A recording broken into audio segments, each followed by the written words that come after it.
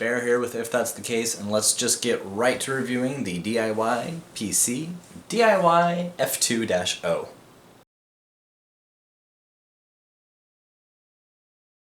So in case you missed it, I'm going to put a link in a card above. Basically goes back to when we did a live stream build of this case. We probably went more in depth on the case since we were building it and going through it. I mean, we went through everything to the point where we talked about how the orange on this case just pops off. So let's get right on into it and close up and personal, shall we?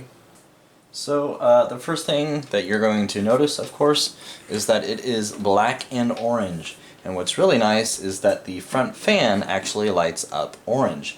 As well as the front fan, the back fan that came with it also lights up orange. However, I went ahead and we moved it to the front. And I have not yet have the time to really move it from the front to the top, which is going to be my original plan.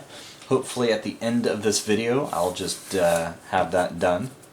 And this orange goes all the way up to the top, where you can then see it has DIYPC, the company of the case maker, and then it has cats running in the background. This particular case comes with two USB 2.0s.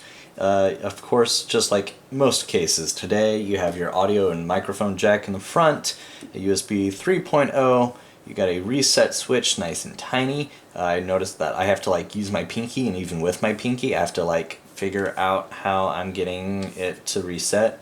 And then you got your lights. I kind of like how everything's actually on the very top of this case versus on the front as far as all of the plugs and buttons go. I do like how everything's very angular here. I mean, even the power button is not a perfect square, and it's not a circle. I like that. I'm hoping that the camera picks up on it. So the very front of the case does support two 120mm fans, and the very back of the case actually supports a 120mm fan just as well.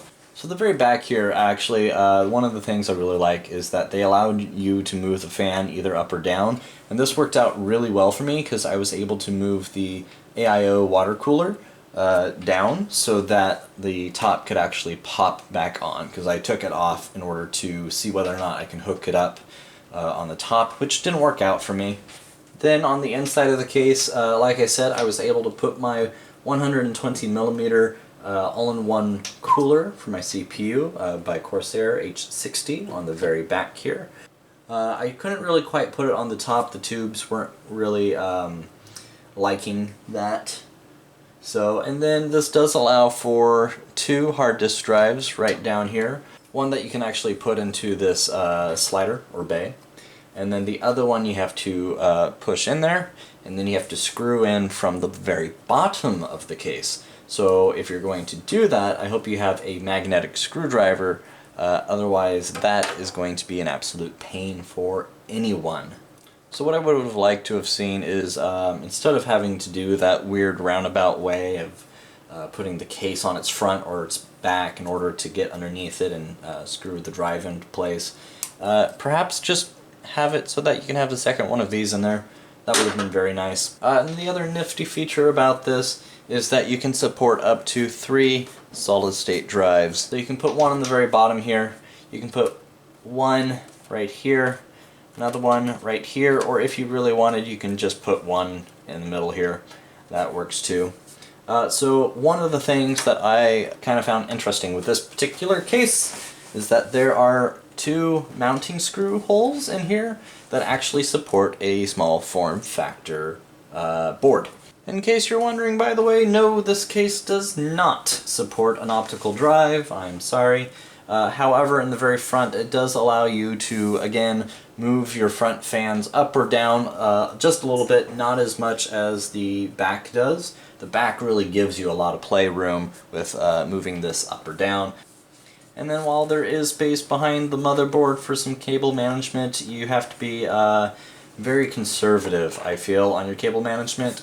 And probably the best way to do that is get a semi-modular PSU.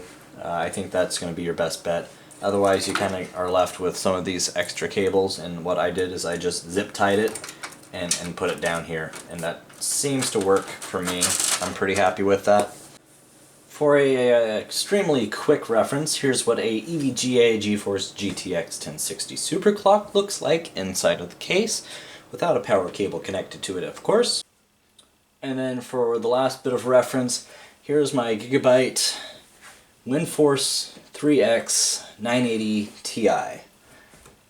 It really does have quite a bit of room in here. So I can't remember the exact length of graphics card supported, but I believe I'll probably do some internet research and put it about right here. So I should remove my hand, that way the white text can actually show just how much of a graphics card that this case can support. So two last things to really note on this before I wrap it up and we're done is one, I like how the front I/O cables are thin. It's not just a wad of cables, they're all lined up together so that it's easy for cable management.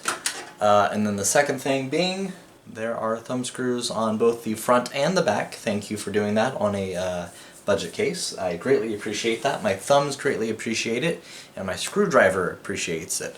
Yeah, that was it. Oh, and the back! The back is a nice black that matches the rest of the case, black.